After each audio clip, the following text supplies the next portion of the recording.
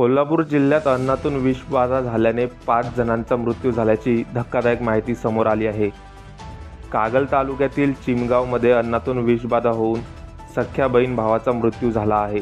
मिळालेल्या माहितीनुसार कागलमधील चिमगावमध्ये एका नातेवाईकाने आणलेल्या कप केकमधून त्यांना ही विषबाधा झाल्याचा संशय पोलिसांनी व्यक्त केला आहे। त्यामुळेच पोलिसांनी अगदी दफन केलेला मृतदेह बाहेर काढून तपासणीसाठी नमुने पाठवले आहेत। मरण पावलेल्या चिमुकल्याचं नाव श्रेयांश असं आहे। पोलिसांनी श्रेयांशचा दफन केलेला मृतदेह बाहेर काढून पंचनामा केला असून नमुने चाचणीसाठी पाठवले आहेत। काव्याच्या मृतदेहाचेही शवविच्छेदन करण्यात आलं आहे। या दोन्ही बहीण भावाच्या मृत्यूनंतर पोलिसांनी सदर प्रकरणाची गंभीर दखल घेत आपली चौकशी सुरू केली आहे।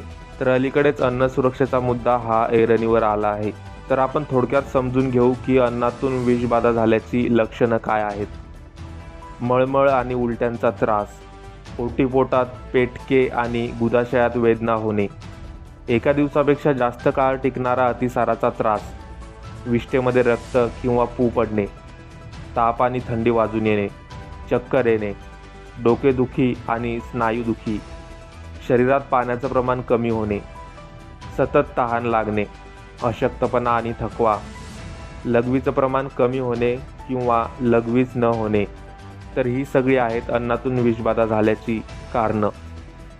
यापैकी एखादं जरी कारण तुम्हाला आढळलं तर तुम्ही ते हलक्यात घेऊ नका, लगेच डॉक्टरांकडे जाऊन त्याचे निवारण करा।